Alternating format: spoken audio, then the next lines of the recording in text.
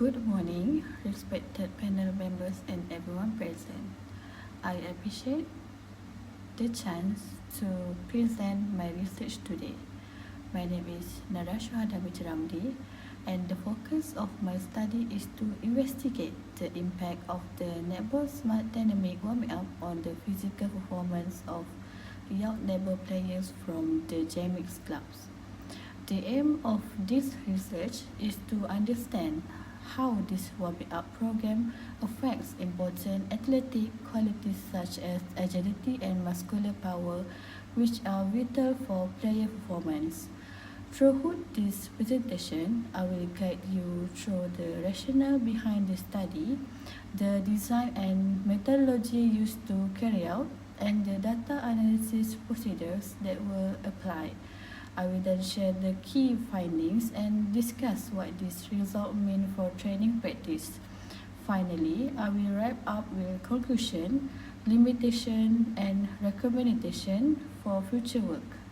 Thank you for your attention, and I welcome your question and insight at the end of the presentation. Let us start with the background of the study.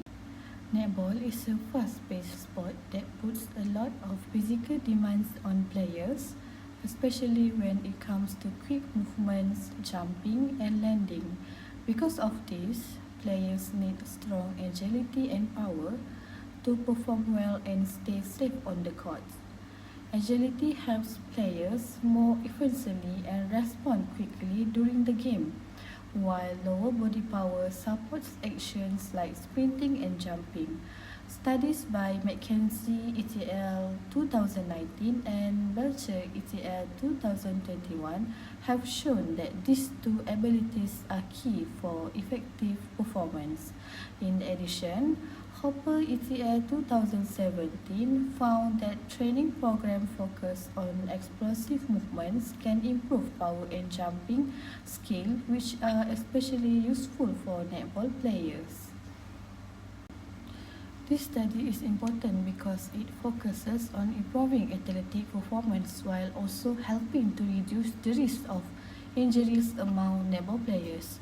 It encourages the use of the Netball Smart Dynamic Warming Up or NSDW as a part of regular training routine, showing how it can be both practical and effective.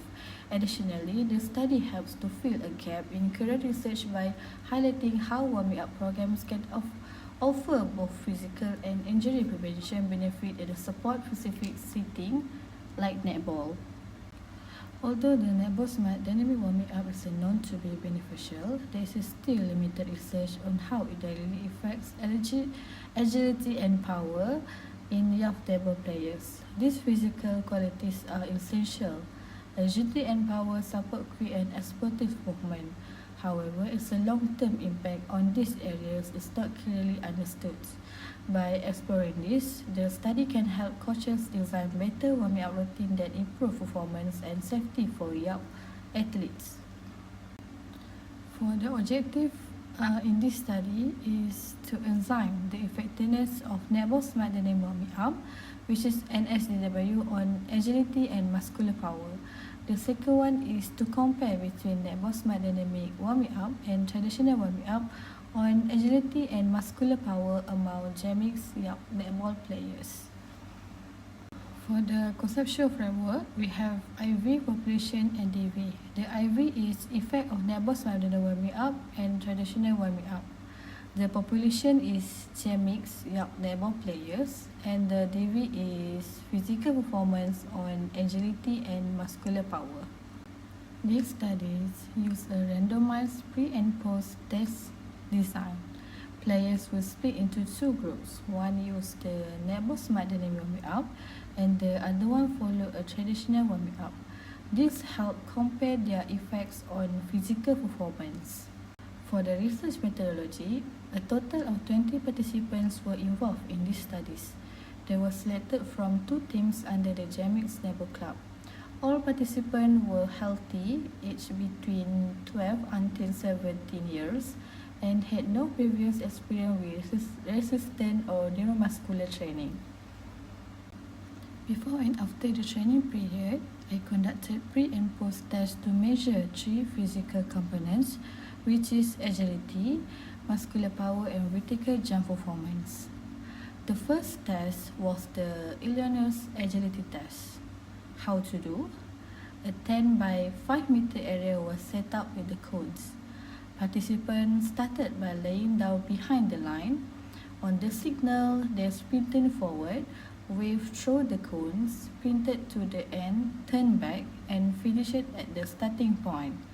We recorded their best time out of 2 to 3 trials. For the second test was the standing board jump. Participants stood behind the line, with feet shoulder width apart, bend their knees, swing their arms, and jump forward as far as possible. The distance from the line to the back of the heels was measured, and the best of 2 to 3 attempts was recorded. The last test was the vertical jump test. How to do? Participants stood side onto a wall, marked their standing reach, and jumped to touch the highest point possible.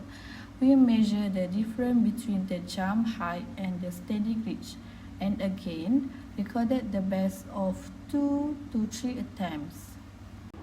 These are the pictures from the actual training session. The first group performed the traditional warming up, which focused on static stretching. This type of warm-up involves holding certain position to stretch the muscle before activity. It is commonly used to improve flexibility but may not fully activate the muscles needed for high-intensity movement. The second group followed the netball smart dynamic warming up for 4 weeks. In weeks 1 and 2, we introduced basic strength and balance exercise like planks, Nordic curls, and single leg stands. The players also did light running, mobility drills, and simple netball movements such as planting and cutting. In weeks 3 and 4, we increased the intensity. Exercise become more challenging, including advanced planks, jumps with turns, and faster directional change. Players also perform running and stopping drills at 70 to 80% effort to prepare for real game situation. This warm-up aimed to improve agility, strength, balance, and reduce injury risk more effectively than traditional methods. For the data analysis, we first checked whether the data follow a normal distribution using the Shapiro-Wilk test. We also reviewed histograms to visually confirm the data distribution. For the inferential analysis, paired t-tests were used to compare pre- and post-test performance within each group. These tests help us understand the change over time by reporting mean difference, confidence intervals, and effect size. To compare the two groups, those doing the netball smart warming up versus the traditional warming up, we use independent t-tests. This allowed us to assess differences in performance between groups, again reporting mean difference, 90% confidence intervals, and effect size to measure the strength of these differences. For the result, Table 1 shows the descriptive statistic and normality test for both the netball smart dynamic warming up and traditional groups. The values for skewness, kurtosis, and p-value are all within acceptable range, which means the data is normally distributed and suitable for further analysis using parametric tests. Next, Table 2 shows the paired t-test result for pre- and post-test comparisons in each group. For the netball smart dynamic warming up group, there was a significant improvement in agility based on the Alonis test with a p-value of less than 0.001. However, the change in broad jump and vertical jump were not statistically significant. For the traditional group, there was also a significant improvement in agility, which is p-value less than 0.001, but like netball smart dynamic warming up, there were no significant change in broad jump and vertical jump performance. In conclusion, both warm-up methods improved agility, but no significant effect were found for muscular power in either group. Table 3 show independent sample t-test result. there were no significant differences between the netball smart dynamic warming up and traditional warming up groups in aeronist agility, which is p-value 0.536, vertical jump p 0.896, or broad jump p 0.464 test. Effect size were small, showing similar performance between the two groups. For discussion, both the netball smart dynamic warming up and the traditional warming up groups show significant improvements in agility after the training period, indicating that both methods are effective for enhancing agility. However, there was no significant difference between the two groups in agility performance after training, suggesting that neither warming up was superior. For the broad jump and vertical jump tests, neither group showed significant improvements and no differences were found between groups. This suggests that both warming up programs had limited impact on jump-related power within the 4 weeks period. This flowchart shows the methodology of my research, which compares the effects of the netball smart dynamic warming up and traditional warming up on physical performance among JAMIC's Yacht netball players.